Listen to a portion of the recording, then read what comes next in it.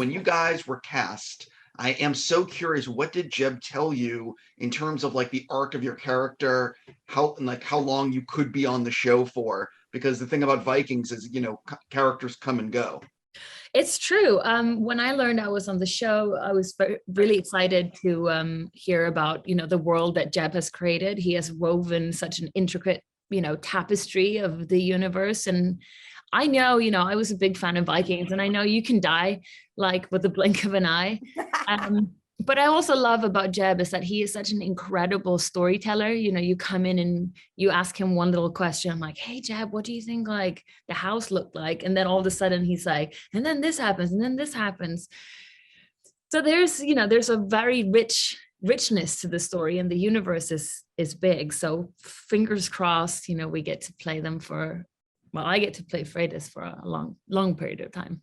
The writers, they did a wonderful job, but I mean, the history and the story is so rich, and so much is happening, and in real history as well, so there's like a wonderful, just like a story to tap from, so yeah. One of the things that struck me was the scope, the ambition of this series in the first 5 episodes, especially the level of action, how many places it takes place. For you, both of you, what was it like reading these scripts and seeing what they were going for with the scale and scope? I was just reading it and going like, wow, this is expensive. You read it and then there's like, and Olaf arrives with 40 ships and they pull down this and they do that. And Freydís fights all of these people. And but all jokes aside, it was incredible to work on something where each and every single person that work on this project really works so incredibly hard. They give it their best. And I feel like every day you would show up on set and you'd be blown away by the detail of everything. And it's just incredible, really, to visit the sets. It's the scale is just huge. Yeah, it's amazing, and everything, every little detail, also the costumes, I mean, not if you want to go to the restroom, I mean, forget about that, because it's not sewn in a modern contemporary way. So even the dresses, the arms, the everything is just like, oh my God, in the old ways, even into the details. So you have to time that as well, and, for me, I had a lot of big dresses and boots and blah, blah, blah. So, but the scale of it was, I mean, I tried to play cool the first days, but I was just like, what? I've never seen real life Viking ships on that level, on that size, so it's amazing and very, very, very fun to be part of this. Speaking of the costumes, they're incredible, and I'm just curious who borrowed what from set with every intention of bringing it back. We can't spill the beans on that one, can we? No. I'll leave it alone. I won't, Yeah. But one of the things is because it's an ensemble show, you guys were filming in Ireland, obviously you're not on set every day. So what was it actually like when you're not filming because of all the COVID protocols? Were you sort of like, stuck in a hotel all the time, or you know what I mean? Like, how did that work? Yeah, when we filmed season 1, the world was still learning about Corona. We didn't really know how to work with it. There was no vaccine. So it was very learning by doing. And, Netflix and MGM took every precaution they could to protect us and everyone else working on set. So we were pretty shielded off from the world. And thankfully, I have, my scene partner, Caroline. So when, we were not working on set, we could go hiking in the Wicklow Mountains, or, go for tea, or just, read a book together, or have a glass of wine and talk.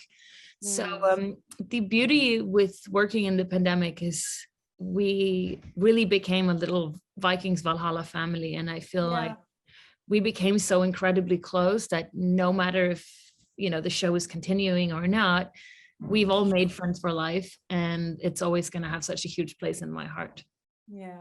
And I think that reflects on the series as well, the bond that we have, that Frida and I have, because we connected, because we were like in that COVID bubble together. Now we love each other, but sort of that bond, because we couldn't go home, we couldn't go anywhere. So I think you really see that through the screen, What's also cool is for people that are about to love this show, they're going to get 8 episodes, but you guys have already filmed season 2, which is awesome. Normally it's like, what can you tease about season 2? You've already filmed it. So I'm going to ask you, what can you tease about season 2? I know you were going to say that.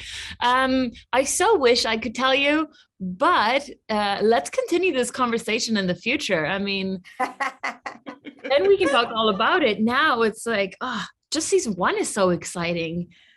Listen, like I said, this show is going to be a huge hit. That's not open for debate. I love learning about like the behind the scenes of the making of a show.